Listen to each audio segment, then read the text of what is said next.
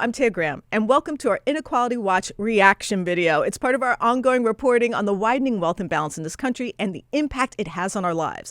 And to do so, we're going to focus on the especially egregious examples of the corporatist class or mainstream media bolstering and reveling in the spoils of almost unlimited wealth. We unpack what they say and do to reveal how it impacts us in ways both seen and unseen. And just to note, if you're having trouble surviving in America's great inequality machine, or having trouble with the healthcare system, or paying your rent, or if you just have a bad boss, please email your story to par@therealnews.com. Now today, we have quite a video to unpack. It features CNN anchor Breonna Keller using one of the most apparently feared words in America, socialism. But it's how she does that and why she botched it that we will unpack today.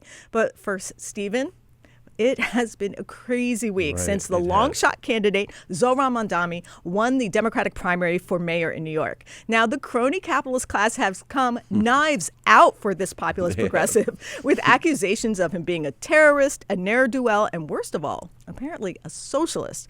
And meanwhile, the establishment Dems have failed to come to his defense. House Speaker Hakeem Jeffries, as we know of today, still hasn't endorsed him. And the corporate wing of the party is already beefing up campaign donations to bolster former cop and current mayor Eric Adams, who incidentally was indicted for taking bribes from a foreign government, but whose charges were dropped when the Trump administration said in court filings he could be useful for deporting immigrants. Stephen, what is going on here? Okay, so there's a lot to unpack here, but what you're seeing primarily and what is most important to focus on is the fact that they have to brand this candidate illogical. They have to give him the brand of everything he is doing and saying is irrational. Now, why? Why do they have to do that? Why can't they just fight him on policy? Because the policies are actually popular and the policies are actually useful, but he's done the one thing you can't do, and that is violate the terms of the late stage capitalism idea that government must bring profits to the wealthiest. And you're seeing this in the current bill, the big, beautiful, bold, bad, sucky bill that they're doing this. But nevertheless, this is the thing. They're going through a total branding of this man as just illogical to rob him of his agency and to never have to debate the actual ideas. They don't want to do that. They don't want to say, oh, well, rents are too high. We can't talk about that. We just want to make sure that he's illogical. And that's what's most important. You know what, Stephen? It actually gets worse. Much worse. Worse? Yes, because our corporate media brethren, always willing to step into the breach to make sure to distort the narrative regarding inequality in this country and to misinform people most negatively affected by it, they decided to, well, let's just say, wield an idea that has been a catch-all to discredit anything that might benefit the working class. And when I say wield it, I mean she used it like an epithet. Stephen, I've got a video for you to watch, and let's talk about it when we get back. I want to ask you about some of the energy in your party and harnessing it. A Democratic Socialist, of course, Zohran Mamdani is the likely winner of the Democratic Party in New York City. It's quite a swing from a Democratic mayor who was formerly a police officer.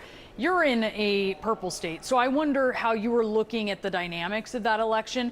Do you think that Democrats can harness the energy of the working class without entertaining or embracing socialist policies? Okay, wait, stop the video. Stop it here. We've got about 18 right months till the next. We haven't even gotten a minute into this. I've got something to say.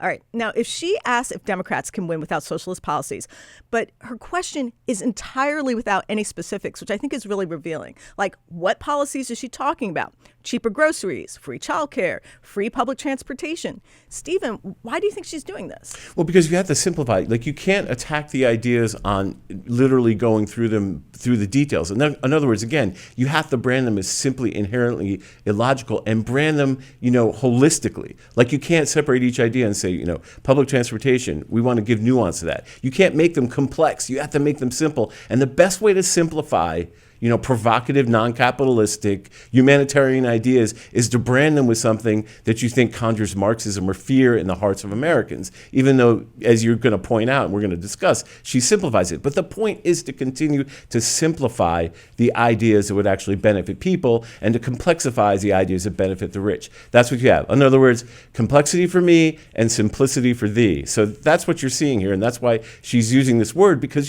she doesn't even define it. You know what, Stephen? That's such such a good point. But what was kind of driving me crazy here is that socialism is a big word, and it comes in all shapes and sizes. It's complex, but just like you said, it's oversimplification for the rest of us. Look, while you were talking, it took me literally 30 seconds to Google this. Just look at this graphic with some of the different types of socialism there are. There's utopian socialism, anarcho-socialism, democratic socialism, state communism, market communism. There are actually fundamental differences in the different types of socialism, and we have seen them play out historically with a variety of results. We've seen the horrors of state socialism corrupted, as well as the wealth and beneficial quality of life of like the Scandinavian democratic socialism. Okay, I'll move on, but I just think it's really important to be specific and factual here. And for me, when people avoid specifics, it's for purpose. Agreed. Okay, let's watch a little bit more of that video. This administration and Republicans in Congress have been doing what's in the best interest of the wealthiest Americans.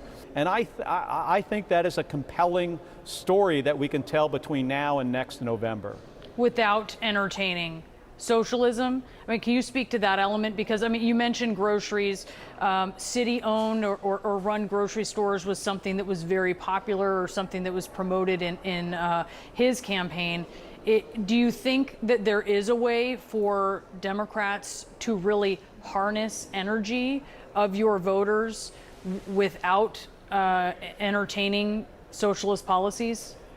Now, Stephen, I have my own thoughts about this, but can you unpack why the corporate media misrepresents the word socialism and why her use of it is so disturbing? Well, like I said before, the idea here is to simplify, brand, and decomplexify, a person with ideas that would help the working class. She noticed that she didn't say during the interview, well, what about free free mass transit for the working people? Or what about, turning down the rent increases? It's very, very interesting because, one of the things I noticed when I was watching the whole, we covered the Republican National Convention, and the Republicans and conservatives would say we're going to lower inflation. But not a single person in the media ever asked why or how, not why, but how. Mm-hmm. How could they do that? How would that happen? Now, here's a candidate offering some solutions that could literally lower the price of living for people. In other words, free public transportation in these grocery stores. And instead of discussing that very principle, she is really simplifying it so it's completely seeming irrational to the people who would benefit. She wants the people who would benefit from these policies to think that they're irrational. And the way she does that is uses an oversimplification of a word that has been conjured in the worst sort of ways, and not the complex ways, and not the nuanced ways, but ways that make you think, oh, I'm going to toss out that idea. Socialist, oh my God. Forget about the fact that Medicare, is partly socialist. Mm-hmm. Social Security, it's called Social Security, right? Right. These are great ideas that have helped people and have made people's lives better. They want to make sure that there's no more gains in these type of policy areas, so they use oversimplification to make it almost impossible. It renders it almost implausible. Like, you can't do it. If it doesn't make money for the elites or for the wealthy, and if government doesn't generate profits, then government isn't working, and it's irrational, and that's why. Stephen, I think you're right on target here. It's the type of socialism a lot of Republicans in Congress just got rid of, the type that actually provides health care to people who can't afford it. And it's just the word socialism has become like a hammer for corporatists who just want to beat out all compassion out of governance. And Stephen, this is what struck me. I want you to watch again how she asks the question a second time. Like, she wants to trap Senator Kelly into admitting something horrible. Do you think that there is a way for Democrats to really harness energy of your voters without entertaining socialist policies? Okay, now set aside for a minute her incredibly simplistic take on the idea. But it seems like any policy that benefits working people is somehow implicated by the idea of socialism. Mm-hmm. I mean, one of the reasons I take exception to this as a journalist is that she's using highly simplistic representations here in her style of questioning. I mean, it's like she's trying to make him admit he's like a Satanist or something. Okay, the way she uses it, it's like she's challenging him to embrace connotations that suggest it is a wholly negative policy, completely irredeemable. I'm not even sure I know just the right word here. No. I think she's just doing what many who tout propaganda use as a highly effective technique. Repeat something over and over again in the most simplistic terms possible until it becomes a vessel for whatever demagogic perspective you want. Right, yeah. Very true. I mean, you have to realize that we are living in an age of hyper-capitalism, right? It's not late-stage capitalism. It's not, any other way of conjuring capitalism. It's hyper-capitalism where, like I said, government has been armed and government has been pretty much revolutionized to become a profit machine for the inequality warriors in this country. So hyper-capitalism requires hyper-reality. And I'm not talking about the Jean Baudrillard part of hyper-reality. I'm talking about a hyper-reality where the rational becomes the irrational. And I think one way to do that is to keep repeating this word socialism without defining it, without nuance, and without complexity, and just make it very, very simple. I'm going to say socialism and conjure, I don't know what, but whatever the corporate warriors think we need to conjure, I'm going to conjure it so that you are fearful and that you think everything that follows that word is irrational. And I think that's what we're looking at here. You really have it, Stephen. And instead of naming the specific policies, she just simply conjured socialism as a catch-all for the futility of thinking about any kind of good public policy. Right. Now, I have to say, I am reluctant to glom onto the criticism that mainstream media has been completely compromised by corporatism. But in this case, I think we have a pretty stark example of this. I mean, it's right out there. It's a scare tactic of the corporate class that's turned this anchor into a mouthpiece for propaganda. Stephen, I really want to hear your final thoughts about this. Well, yeah, so my final thoughts, I think there's one great example of what we talked about before about complexity for the wealthy and simplicity for the working class.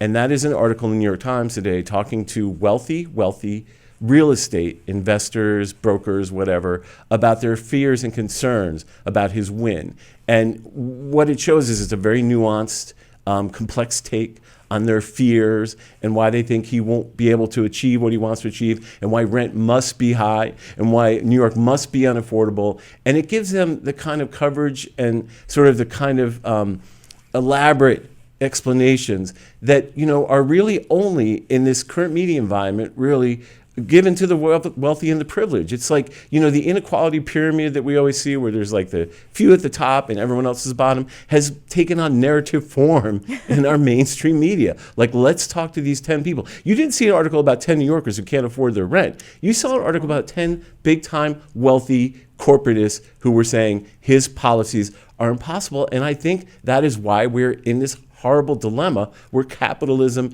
and government policy have become more ruthless and I think in a way less compassionate than in the history, maybe the past 50, 100 years history of this country. It is happening because we are basically constructing an idea, like constructing a reality that cannot be punctured, that the only way to make government effective is to make it profitable. And that's just what he is challenging. He's challenging an orthodoxy. It's like he's challenging a religion, and the religious knives are coming out for him. And the people who, sort of are the priests of that religion, in the sense capitalists, are attacking him on theological grounds. Like, you can't say that we can have affordable housing. It's impossible.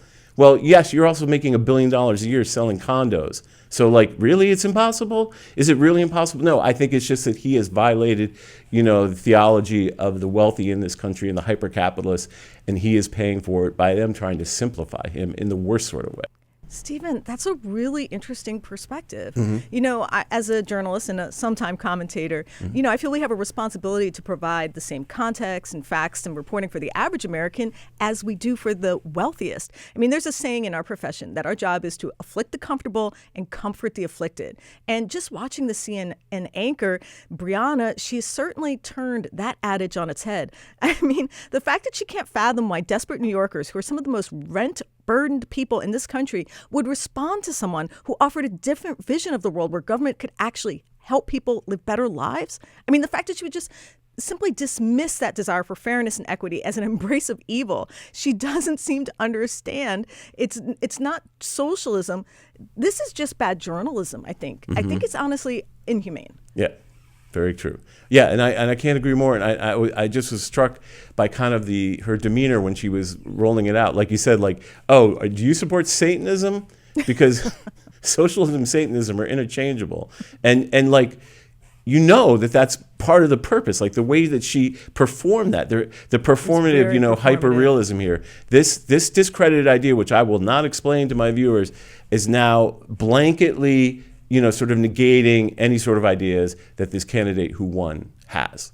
You know, that's exactly right. And for that reason, I think we really should actually interrogate the idea of why Mamdani poses such a threat that a major news network would have to engage in such careless demagoguery. I mean, what is it about him that makes $1 million a year anchor anxious? I can explain it pretty simply. His policies are based upon the premise that challenges our country's, like you said, greatest orthodoxy, that all of our collective ambitions and national aspirations must culminate in one result, making rich richer through profit. So apparently profit is a human right, but healthcare isn't. That's pretty interesting. I mean, just look at the big, beautiful bill. I didn't hear a CNN anchor asking about the underlying cruelty of it, about how kicking 11 million Americans off their health care could lead to innocent people dying, or how nursing homes across the country have said they will lose staff, services, or have to shut down completely, or even really truly question the premise that those 11 million people are somehow not deserving of their basic human dignity and to have access to medical care. Not one of these millionaire anchors is even close to apologetic about it. I mean, where's the urgency there? Where's the breathless questioning of what will actually be accomplished with the cruelty embedded in this bill? I mean, where's, like you said, the complexity for the lives that will be affected? I mean, we're talking about millions without insurance, millions left to suffer, millions who will go untreated, and millions who might die because of it. And what, she's worried about socialism? Socialism.